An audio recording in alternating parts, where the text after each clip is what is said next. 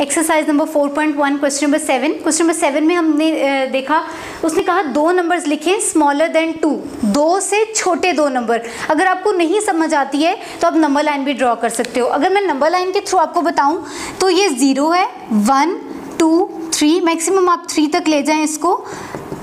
2 से छोटा तो लेफ्ट साइड पे आएंगे 2, 2 से छोटा 0 और 1, तो आपका आंसर आ जाएगा 0 और 1। सिंपल, उससे ज़्यादा आपने कुछ नहीं करना।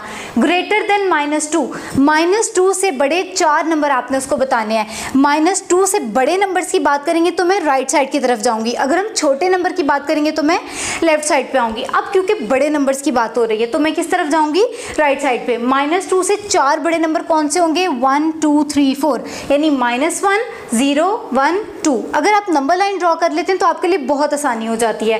नेक्स्ट वो कहते हैं न्यूमेरिकल वैल्यू लिखे। बेसिकली न्यूमेरिकल वैल्यू होती है जिसमें कोई नेगेटिव साइन शामिल ना हो। आपको अगर कोई भी नंबर नेगेटिव दिया हुआ है, आपने उसकी न्यूमेरिकल वैल्यू लिखनी है तो आपने इस नेगेटिव साइन को खत्म कर देना है, वो पॉजिटिव में उसको चेंज कर देना है। अगर पॉजिटिव है तो वो पॉजिटिव ही रहेगा, यानी 3 की न्यूमेरिकल वैल्यू 3 होगी, -8 की न्यूमेरिकल वैल्यू 8 हो जाएगी, माइनस खत्म हो जाएगा, -6 की न्यूमेरिकल वैल्यू 6 हो जाएगी। नेगेटिव साइंस को आपने रिमूव कर देना है। क्वेश्चन नंबर 10 वो कहते हैं integer whose numerical value is 0। ऐसा इंटीजर बताएं जिसकी न्यूमेरिकल वैल्यू 0 हो।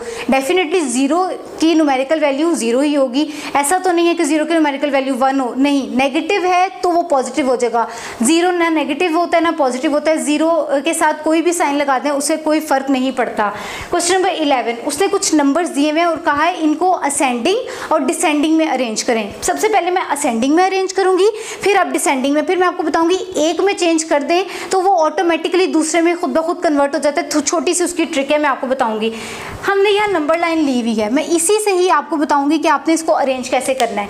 -4 1 -2 0 हम असेंडिंग में करें। असेंडिंग मीन्स गो अप, छोटे नंबर से बड़े नंबर की तरफ जाएं। आप देखें इस पूरे में सबसे छोटा नंबर -4 है, ये -4 यानी ये सबसे छोटा है तो सबसे पहले आ जाएगा।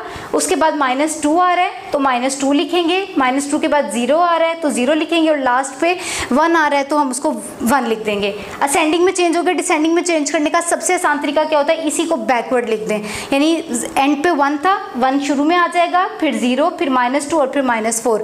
अगर आप पहले डिसेंडिंग को करते हैं तो आप पहले गो डाउन, डिसेंडिंग कहते हैं गो डाउन को, यानी कि आपने बड़ी वैल्यू से छोटी वैल्यू की तरफ, ऊपर से नीचे की तरफ आना है। तो आप पहले बड़ी वैल्यू लिखेंगे। इन तमाम में बड़ी वैल्यू कौन सी होगी, पहले तो देखेंगे पॉजिटिव, 2 पॉजिटिव हैं यानी 1 और 0। अब 1 और 0 में बड़ा नंबर कौन सा होता है, 1, तो पहले आप 1 लिखेंगे, उसके बाद 0, फिर अगेन नंबर लाइन को फॉलो करते हुए आप नेगेटिव वैल्यूज़ को लिख लेंगे।